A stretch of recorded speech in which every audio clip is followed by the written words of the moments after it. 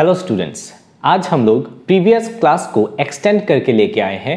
Previous class में आपको याद दिला देते हैं कि हम लोग ने किए थे रेयरर टू डेंसर और रियल इमेज के लिए हम लोग कन्वेक्स सरफेस ले लिए थे, जहाँ पे ray of light rarer to denser जा रहे थे μ1 से μ2 तक, और ये μ1 छोटा था μ2 से, that means rarer to denser जा रहे हैं।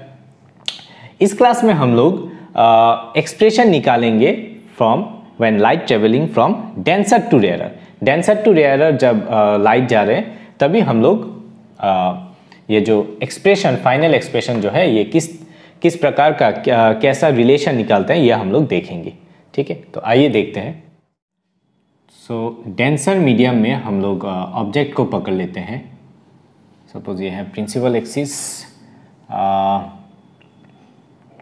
सपोज ये पॉइंट है C का, that means radius of curvature या फिर सेंटर ऑफ कर्वेचर। हम लोग ऑब्जेक्ट को यहाँ पे पकड़ लेते हैं, ऑब्जेक्ट।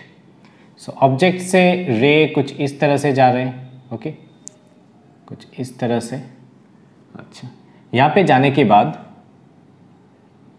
फर्स्ट ऑफ ऑल ये जो नॉर्मल है, नॉर्मल हम लोग ड्रॉ कर लेते हैं। ये आ जाएगा नॉर्मल।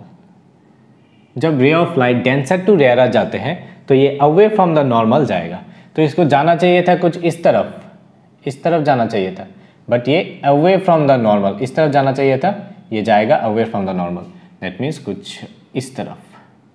ओके, तो इसको अगर हम एक्सटेंड करें तो यहाँ पे वर्चुअल इमेज निकल के आएंगे आई।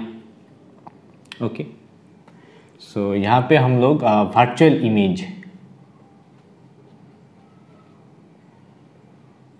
के लिए हम लोग कर रहे हैं एट कन्वेक्स सरफेस। ये आ जाएगा μ1, ये आ जाएगा μ2, दैट मीन्स यहाँ पे क्या होगा, μ2 ग्रेटर देन μ1, तो डेंसर से रेयरर जा रहे हैं। ओके, यहाँ पे हम लोग ये जो परपेंडिकुलर है ये पार्ट हम लोग ड्रा कर लेते हैं।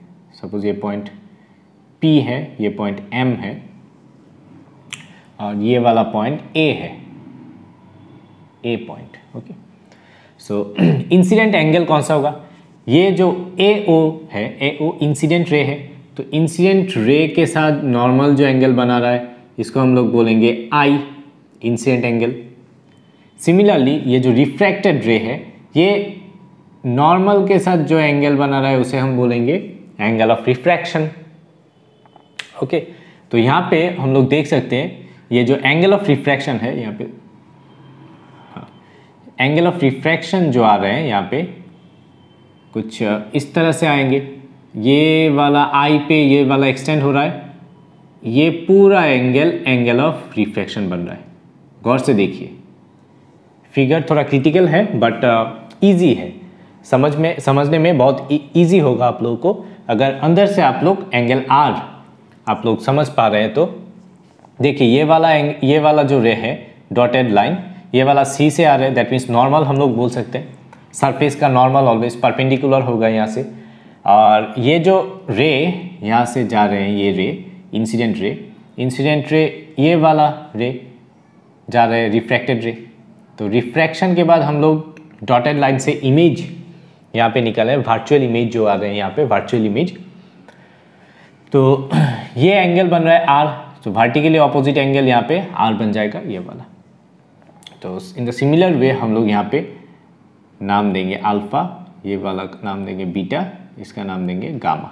ओके, सो प्रोसीजर ऑलमोस्ट सेम रहेगा। पहले जो क्लास था उस क्लास में जो मैंने बोले थे कि हम लोग का प्रोसीजर कैसा रहेगा, फर्स्ट ऑफ ऑल हम लोग I और R का एक एक्सप्रेशन निकालेंगे, उसके बाद हम लोग रिफ्रैक्टिव इंडेक्स के फॉर्मूला पे बिठा देंगे, उसके बाद ये ऑटोमेटिकली निकल के आ जाएगा। सो फ्रॉम ट्राइंगल I को अगर हम लोग देखेंगे, ये एंगल बन रहा है फ्रॉम ट्राइंगल AOC। देखिए आप AOC से हम लोग क्या लिख सकते हैं, AOC से हम लोग एक्सटीरियर एंगल प्रॉपर्टी से हम लोग लिख सकते हैं beta equal to I plus gamma. Beta जो एक्सटीरियर एंगल है ये I और गामा का सम होगा, एक्सटीरियर एंगल प्रॉपर्टी। तो यहाँ से हम लोग I इक्वल टू लिख सकते हैं beta minus gamma. Similarly beta को हम लोग tan बीटा लिख सकते हैं माइनस tan गामा। क्यों? क्योंकि ये जो एंगल है, एजम्पशन में हम लोग पहले ही बोल चुके थे कि ये जो एंगल है, एंगल बहुत छोटा है, अल्फा और बीटा बहुत छोटा है, सो हम लोग tan से रिप्लेस कर सकते हैं।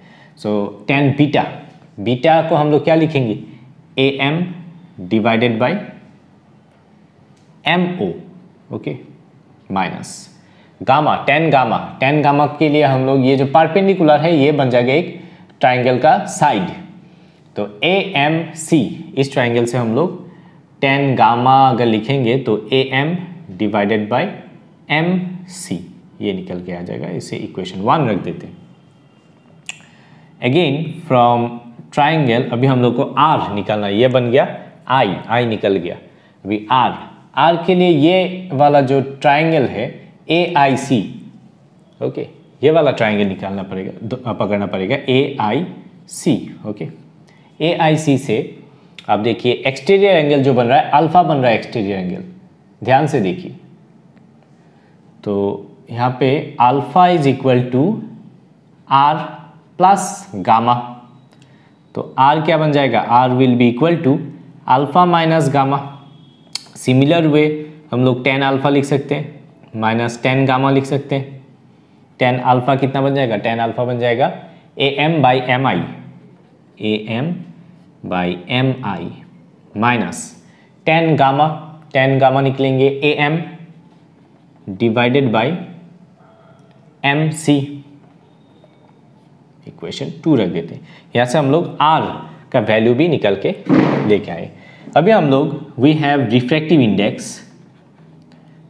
इंडेक्स का वैल्यू कितना है, mu equals to sine I divided by sine R।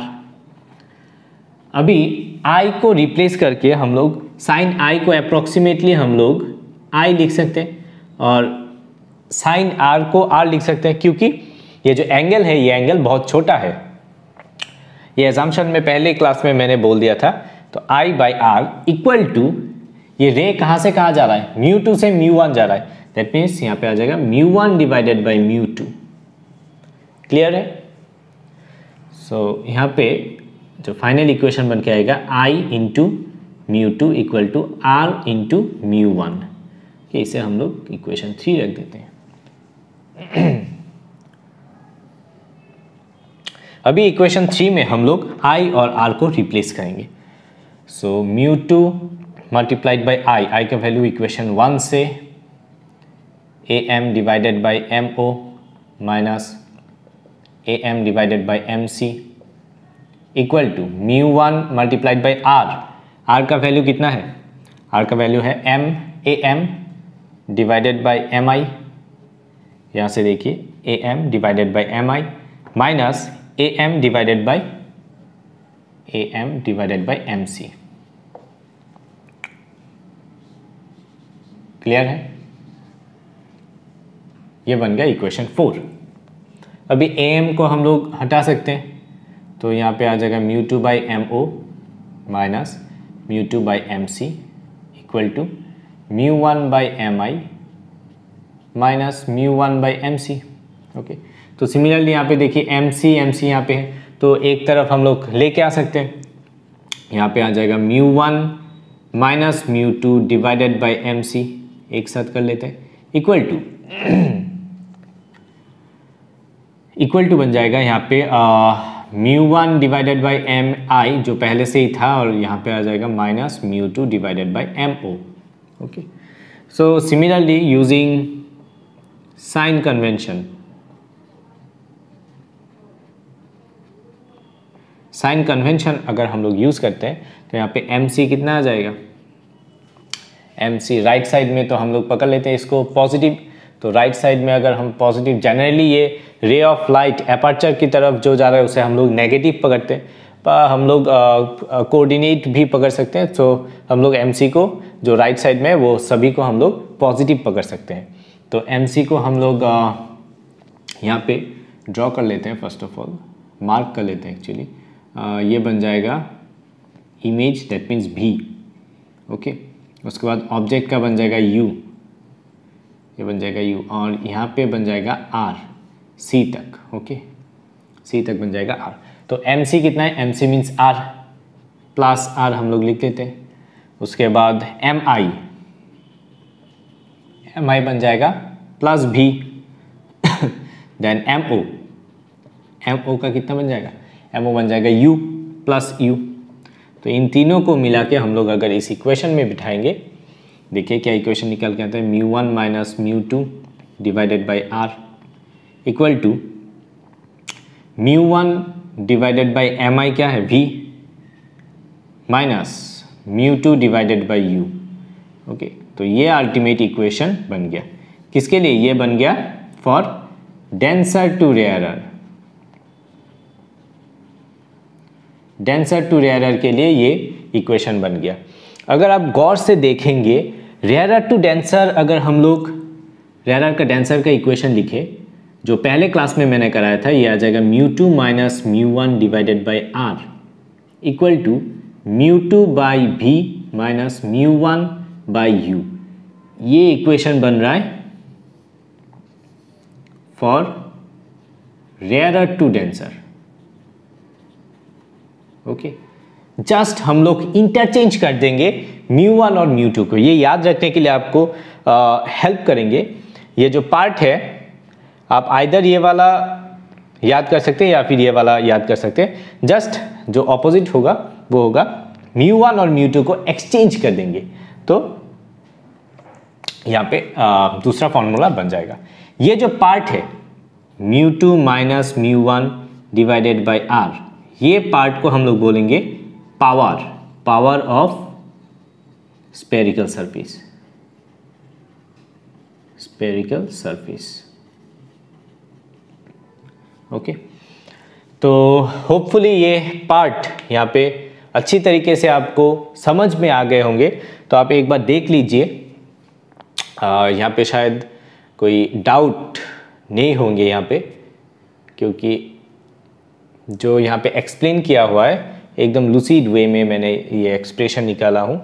पहले क्लास में आपको ये रेयरर टू डेंसर पार्ट का एक्सप्रेशन जैसे मैंने कराया था वो आपको मिल जाएगा।